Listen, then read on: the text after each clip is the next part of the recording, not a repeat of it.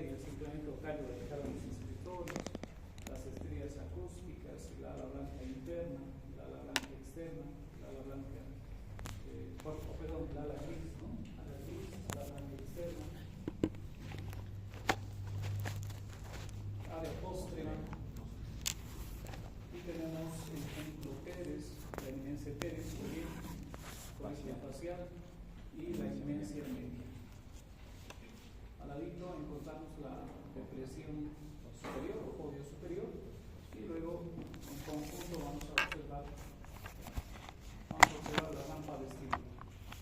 Cuando el tipo que está empezando a aparecer aquí no es más que el conducto, ¿no? Que pone en comunicación el cuarto ventrículo con el tercer ventrículo, no es más que el acueducto de Silvio.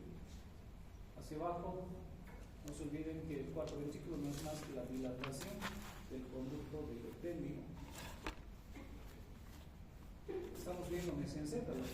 Mesencéfalo tanto por la parte anterior como también por la parte posterior.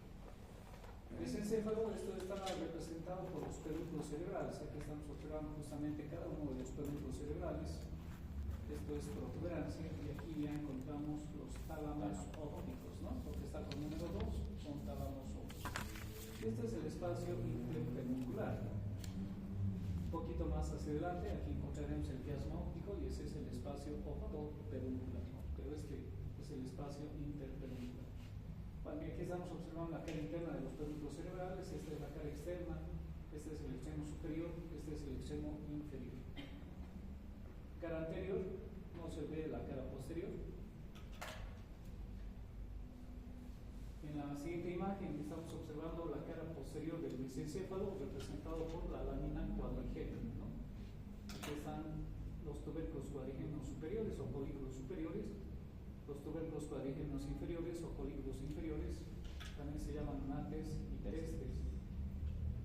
Esto ya lo habíamos visto al ver la vía óptica, ¿no? Que este justamente es un centro de parada momentánea, tiene funciones visuales, habíamos indicado, y estos otros también lo hemos hablado en la vía auditiva, ¿no? Porque tiene justamente funciones auditivas. Pero estos tubérculos cuadrígenos superiores e inferiores no están sueltos, sino están conectados con el tálamo óptico, ¿no? El tálamo óptico está un poquito más superiormente, y están conectados por estos bracitos que se llaman cuerpos geniculados, ¿no? Estos son los cuerpos geniculares y estos son los brazos conjuntivales. Bueno, ahí estamos observando los bracitos, cuerpo geniculado. Este será el externo y este será el interno. Bueno, y en el fondo ya empieza a observarse justamente qué cosa. Pues esto. Tenemos una pieza en anfiteatro, ¿no? Donde demuestra justamente la cavidad. Esta es la cavidad del tercer ventrículo, ¿no? Entonces tenemos esta misma pieza en el anfiteatro, donde se ve la cavidad, ¿no?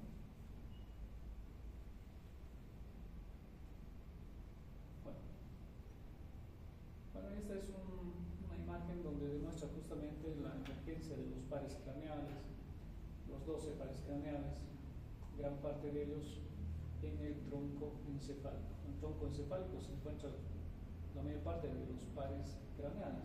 Muy pocos quedan sueltos por ahí, entre comillas, porque son medios sensoriales y se originan en los órganos. Bueno, esta es una imagen que habíamos ido dibujando el día de ayer, ¿no? Esta es médula espinal. Vean cómo se ve la sustancia gris. Funcionalmente, fisiológicamente, aquí está dividido. Lo que vienen a ser las astas anteriores y las astas posteriores. Astas anteriores pintadas de rojo porque es motor, las astas posteriores pintadas de azul que son sensitivas. Y allá empezamos a ver ya el cuarto ventrículo, la aparición del cuarto ventrículo. ¿Y qué sucede con esta aparición del cuarto ventrículo? Sucede un estrechamiento, ¿no? Empieza a aparecer aquí un estrechamiento. Aquí se ve mejor el cuarto ventrículo, la mitad inferior, porque esto es bulbo raquídeo, y aquí ya es la mitad superior, o sea, casi llegando al límite del bulbo raquídeo.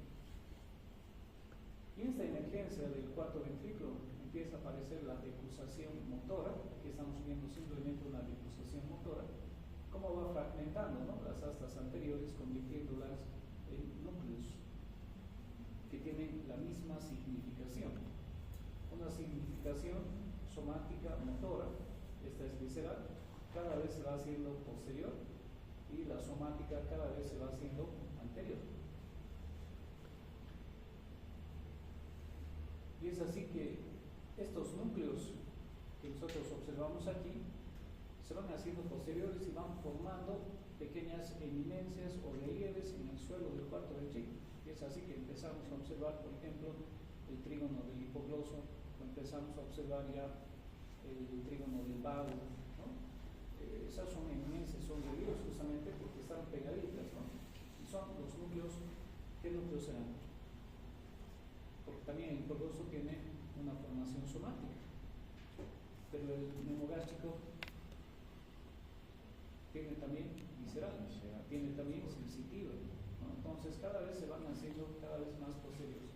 Bueno, esto, si nosotros representamos, por ejemplo, la columna del núcleo amigo, esta representación, como está pintada de rojo, serán los núcleos vegetativos motores, para decir los núcleos víscero-motores. Bueno, aquí nuevamente empezamos a observar la médula espinal con todo lo que tiene, sustancia gris. Ya la parte, el límite de la médula espinal y el bulbo raquídeo. ¿Qué encontramos? La decusación motora. ¿Por quién está representada esa decusación motora? Justamente los fascículos córtico-espinales, ¿no? La vía piramidal, en este caso, cruzada. Esto está formando la decusación motora. Un poquito más superiormente vamos a encontrar la decusación sensitiva. La decusación sensitiva, que está fragmentando las astas posteriores. Entonces hay una decusación motora, como también hay una decusación sensitiva, ¿no? Núcleos de Golgi-Bulage produciendo justamente la decusación y la formación de esta cinta. ¿Qué cinta? La cinta de ley media, que está decapitando las astas posteriores, las está convirtiendo en núcleos sensitivos. Unos serán motores, unos serán somáticos, somatosensitivos, y los otros serán vegetativos, ¿no? Víscero-vegetativos o víscero-sensitivos. Y aquí están representados justamente esos diferentes núcleos de los pares craneales. Muchos están sueltos, pero muchos se agrupan formando verdaderas columnas, ¿no? Y es así que empieza a aparecer, por ejemplo, la columna del hipogloso, empieza a aparecer la columna del núcleo ambiguo, empiezan a aparecer columnas sensitivas, ¿no? Porque los núcleos se van agrupando entre sí y van formando justamente el núcleo solitario, por ejemplo, ¿no? Entonces, núcleo solitario, columna en realidad, el núcleo solitario formado por el noveno, el décimo par craneal, la parte sensitiva, los núcleos sensitivos, y el núcleo ambiguo formado, por ejemplo, por el noveno, décimo y undécimo, un poquito más largo, ¿no? Porque está formado inclusive por el núcleo del undécimo par craneal. Bueno, todo esto, ¿dónde lo estamos viendo? En el bulbo raquídeo. Pero en el bulbo raquídeo también empezamos a observar en la parte más superior no solamente a estos pares craneales, empezamos también a observar al séptimo par craneal, porque está en el límite, ¿no?, entre el bulbo y la protuberancia, hablando de su configuración externa, está en el límite, ¿verdad? Está en un surco bulbo protuberancial. Entonces vamos a encontrar también el séptimo, vamos a encontrar al octavo, un poquito más al centro vamos a encontrar al sexto, par craneal, en el límite entre el bulbo y la protuberancia. Entonces, como ven ustedes, en el interior del bulbo raquídeo vamos a encontrar ya núcleos fragmentados justamente por estas decusaciones, tanto motoras como también sensitivas. Muchas de ellas están constituidas simplemente por un núcleo, una sola raíz, pero la mayoría está constituido por varias raíces, varios filetitos, para decir son varias neuronas que van a controlar una determinada función. Y muchos de esos núcleos se van a ir agrupando entonces formando verdaderas columnas, tanto motoras como también sensitivas. Como ven ustedes, esto es bulbo, esto es protuberancia y esto es mesencéfalo. Entonces, a nivel del mesencéfalo vamos a encontrar ya los nervios mucho más superiores que corresponden al tercer par craneal y al cuarto par craneal. Aquí en la protuberancia vamos a encontrar evidentemente qué nervio es el representativo, el quinto. Pero el quinto es un nervio importante, está formando una verdadera columna, por eso habíamos hablado de los núcleos mesencefálicos, protuberanciales y vulvares. ¿De quién? Del trigémino, ¿no? Sobre todo la columna sensitiva. En cambio, su raíz motora es muy delgadita, ¿no? Y aquí está la raíz motora del trigémino. En cambio, el mismo trigémino, pues es una larga columna, porque eminentemente el nervio trigémino es mucho más sensitivo que motor. Entonces, en este esquema se está reflejando muy bien tanto los núcleos sensitivos como también los motores.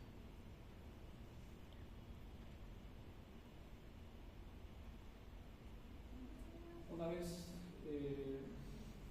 comprendido la formación de los núcleos, es que nosotros podemos entender los órganos que van a ir realizando la acción, ¿no? El órgano efector, diferentes núcleos que pueda tener un par craneal.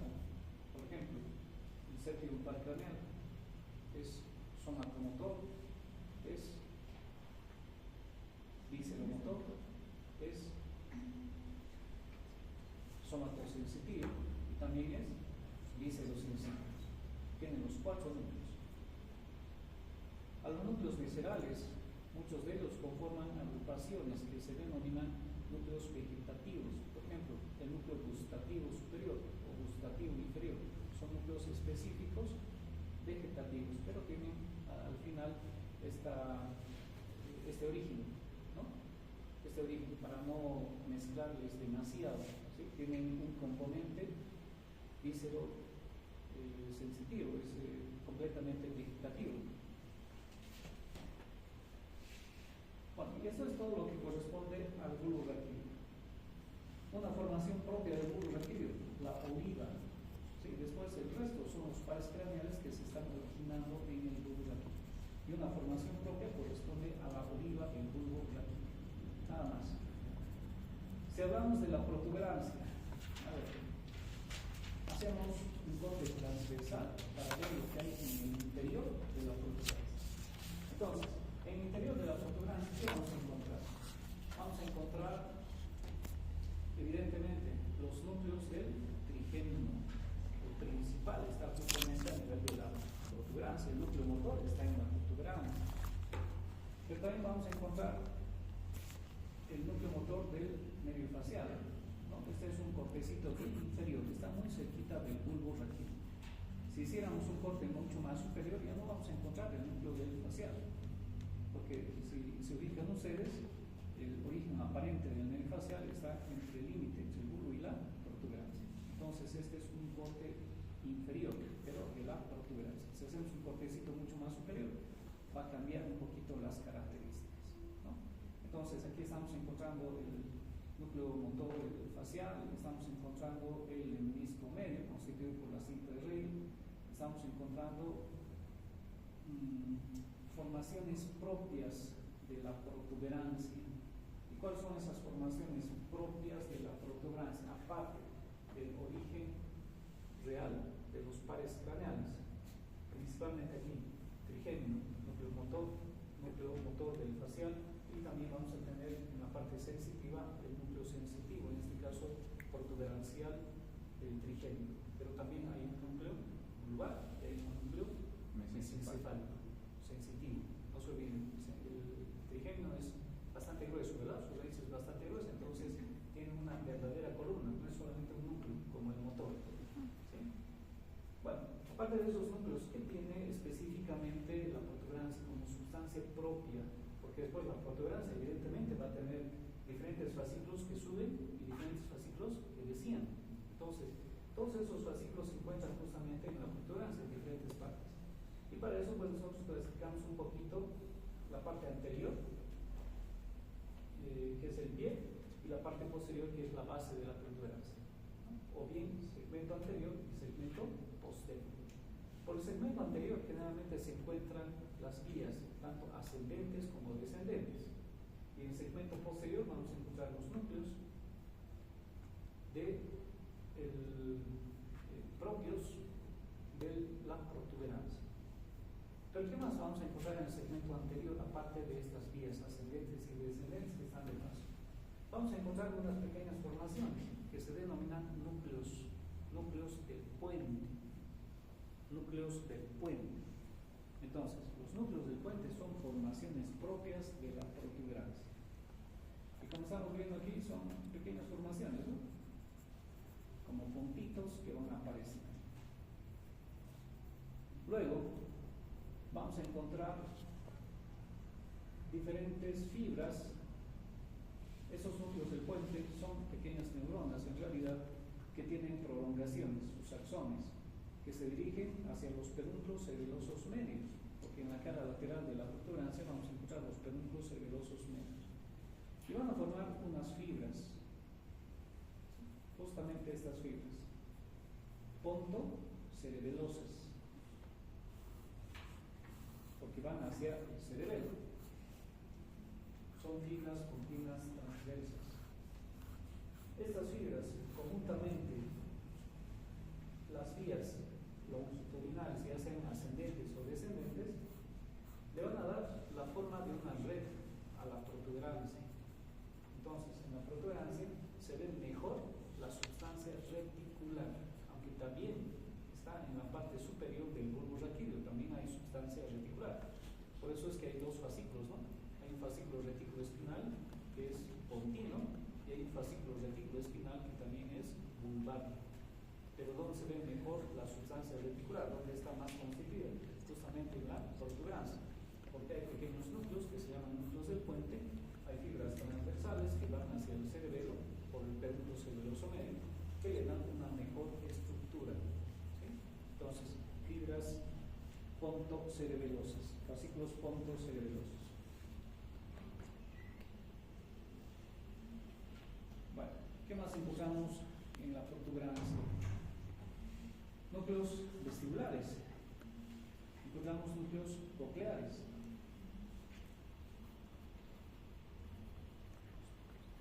Y dentro de los núcleos cocleares, dentro de los núcleos vestibulares, habíamos visto la formación de fibras, ¿no? Transversales que van hacia el lado contrario, habíamos indicado, y van a formar un fascículo que va ascendiendo, porque va a ir en busca de los cuerpos de los tubérculos cuadrigémenos inferiores, luego va hacia el cerebro, etc. ¿Qué se llama esta formación? Este entrecruzamiento, lo hemos mencionado, ¿no? ¿Cómo se llama ese entrecruzamiento de fibras? El cuerpo trapezoide. Entonces el cuerpo trapezoide, habíamos indicado, no es más que las fibras que se originan a nivel de los núcleos cocleares, laterales principalmente, y se dirigen al lado contrario para formar un fascículo. ¿Cómo se llama el fascículo? Lemnisco lateral. A todo eso se llama cuerpo trapezoide. Bueno, entonces, esto lo vemos también en la protuberancia, la formación del cuerpo trapezoide vía auditiva. Pero también encontramos núcleos vestibulares, ¿sí? Y estos núcleos vestibulares pues están relacionados con el equilibrio. Son justamente parte de las vías que van a ir desde los núcleos del puente, van a ir hasta el cerebelo, pues parte de esas fibras constituyen parte de la vía vestibular. Habíamos indicado que la vía vestibular es bastante compleja, ¿no? Sí, es bastante compleja porque está relacionada con la visión, está relacionada con la audición, está relacionado con los músculos, sobre todo con los músculos propioceptivos, tanto conscientes como también inconscientes. Ahora podemos hablar de las vías, ¿no? Entonces está relacionado justamente con esos tipos de vías, está relacionado con las vías visuales y vías auditivas. El equilibrio es un complejo, ¿no? Es bastante complejo. Un poco de alcohol va a determinar la ruptura de alguna de las vías, ¿no? Posiblemente la vía visual, la vía propioceptiva.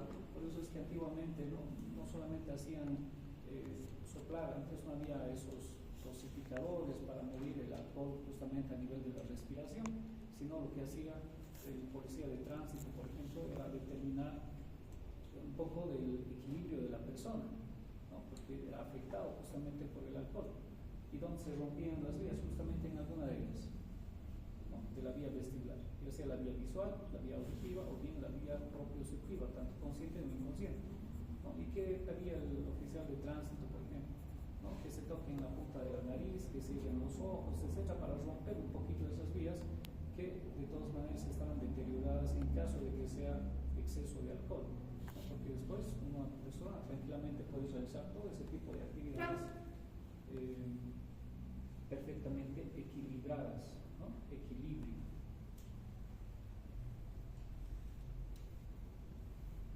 Bueno, seguimos en protuberancia. Nuevamente, ¿no? Los núcleos del techo, las fibras pontocerebelosas, la formación. Aquí ya se puede ver mejor el cuerpo trapezoide, el recruzamiento, ¿no? El cuerpo trapezoide, los nucleares, no se está viendo el hemisto lateral.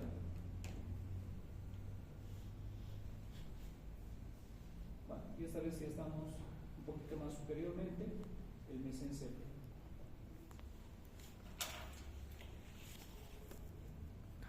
Bueno, para ubicarnos un poquito, ¿no? Esto es anterior y la imagen que es posterior, esto ya lo conocemos, ¿sí?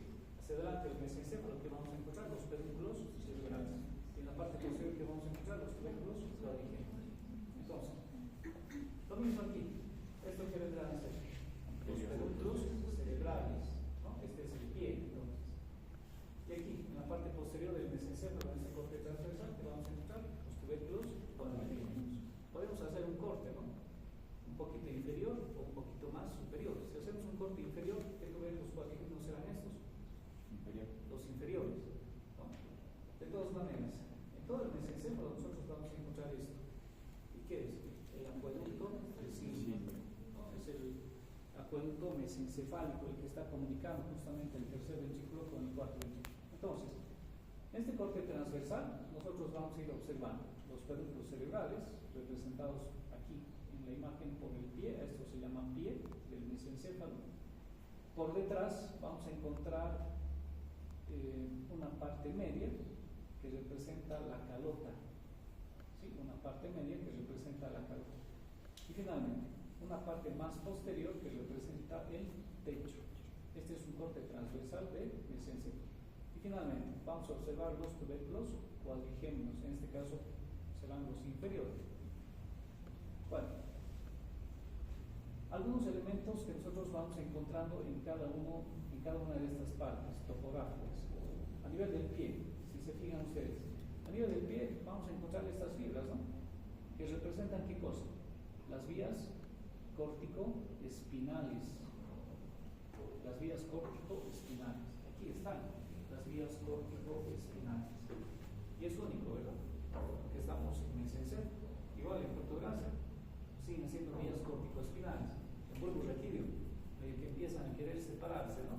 Y lo consiguen justamente en el límite del bulbo y protuberancia, o perdón, del bulbo y médula espinal, ¿no? Completamente separado. También aquí está bastante constituido. Entonces, esto y el pie no son más que los fascículos córtico-espinales. Por detrás de los fascículos córtico-espinales vamos a encontrar una formación propia del mesencéfalo, y esto se llama la sustancia negra o locus niger o núcleo negro de los alemanes. Bueno, locus niger, sustancia negra de los alemanes. Por detrás, a nivel de la calota, vamos a encontrar unas formaciones que no son más que los núcleos rojos, ¿sí? Aquí estamos observando justamente los núcleos rojos. Aquí hemos hablado de un núcleo, ¿no? De un fascículo que se origina justamente a nivel de estos núcleos rojos. ¿Qué fascículo? El fascículo rudo espinal. Aquí se está originando. Por detrás, en la misma calota, estamos encontrando el acueducto de Silvio, pero si se fijan ustedes alrededor del acueducto de Silvio, encontramos sustancia gris. Sustancia sustancia gris. Y esta sustancia gris se llama sustancia periacueductal. ¿Sí? Sustancia periacueductal, tiene su importancia. Después vamos a ver aquí. Bueno, y ahí llegamos con la calota. ¿Qué más serán estas otras formaciones? No son más que las vías ascendentes, ¿no? Entonces por aquí vamos a encontrar distribuidos esos fascículos que van ascendiendo para llegar hasta el cerebro. Encontraremos tal vez la cinta de raíz media, encontraremos la cinta de raíz lateral ahora. Entonces aquí están acompañadas las diferentes vías ascendentes. Bueno, por detrás, ¿qué vamos a encontrar? Nuevamente, sustancia gris. Entonces, los tubérculos cuadrigémenos no son más que formaciones nucleares. Y como son formaciones nucleares, pues van a realizar una determinada función. Entonces, aquí están los tubérculos cuadrigémenos, ya serán inferiores, ya serán superiores. Cuando hemos hablado de fascículos descendentes, extrapiramidales, pues hemos hablado justamente de este fascículo, ¿no? Tecto. ¿Dónde se está originando el fascículo tecto espinal? Justamente en los núcleos del techo. Núcleos del techo. Los núcleos que están entonces en la parte más posterior del mesencéfalo, casi en relación con los tubérculos cuadrigémenos. Hemos hablado también del fascículo rubroespinal. ¿Dónde se está originando entonces el fascículo rubroespinal? Justamente en estos núcleos rojos que se encuentran en la calota del mesencéfalo.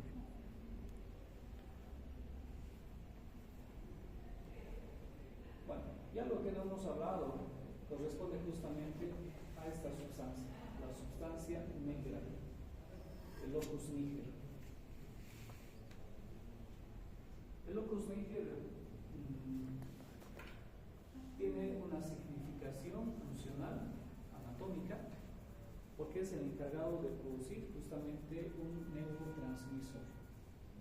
Un neurotransmisor que tiene mucha relación con ciertas patologías, ¿no? Cuando hay su deficiencia. En cambio, cuando está funcionando normal, es el neurotransmisor que produce justamente una contracción voluntaria. Vale decir que su deficiencia produce una contracción involuntaria, ¿no? Entonces, ¿con qué síndrome está relacionado? Justamente con el Parkinson. La dopamina es el neurotransmisor que se va a producir justamente a nivel de la sustancia en locus niger. Por detrásito entonces encontramos a los núcleos rojos y aquí están justamente lo que les decía, ¿no? El resto de los fascículos que corresponden a las vías ascendentes. Esto es descendente, esta es la vía descendente constituida aquí por el fascículo córtico espinal y aquí a nivel de la calota conjuntamente los núcleos rojos, la sustancia periacueductal, etc. Nosotros vamos a encontrar fascículos que corresponden a la vía ascendente. Pero a nivel del mesencéfalo encontramos el origen de los núcleos de los pares craneales. ¿Y qué pares craneales hemos descrito a nivel del mesencéfalo? Justamente el tercer par craneal, que es el pintado de azul. Ahí está el núcleo del tercer par craneal, porque esto es pedúnculos cerebrales, ¿verdad? Esto es del pie. Y esta es la cara interna. ¿Y aquí está justamente el núcleo? Este es el núcleo del motor ocular común.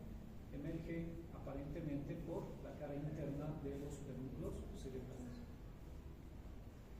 Pero no es el único, ¿no? También encontramos otros núcleos que hacen un entrecruzamiento.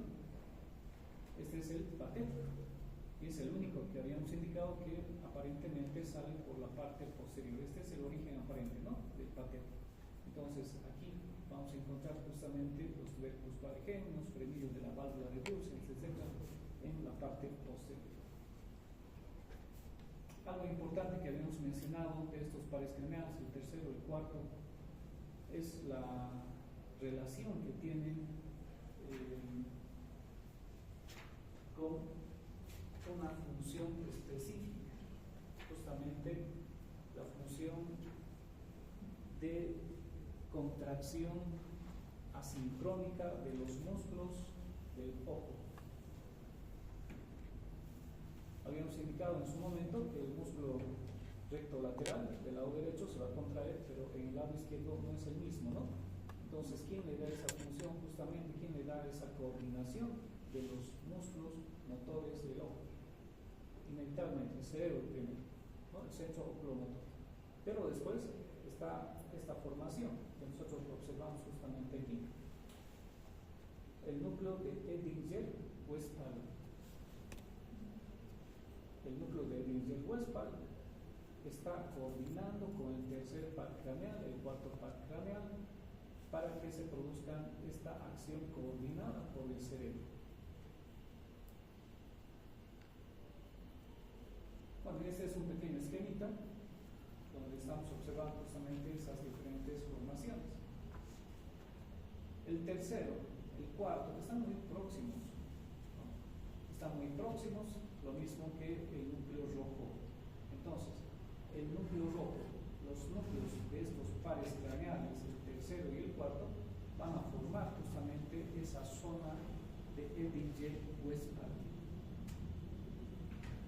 que conjuntamente el cerebro va a coordinar los movimientos de los ojos. Si no hubiera este complejo, si no hubiera esta función coordinada, pues los músculos rectos externos se contraerían a la vez, ¿no? Y eso no existe, ¿no? Por lo menos en la parte normal. En la parte patológica sí, y eso ustedes han demostrado justamente en la exploración de los pares craneales. Hablando de la exploración de los pares craneales, vamos a subir ya sus trabajos en un drive para que ustedes puedan revisar los documentos que ha elaborado el otro grupo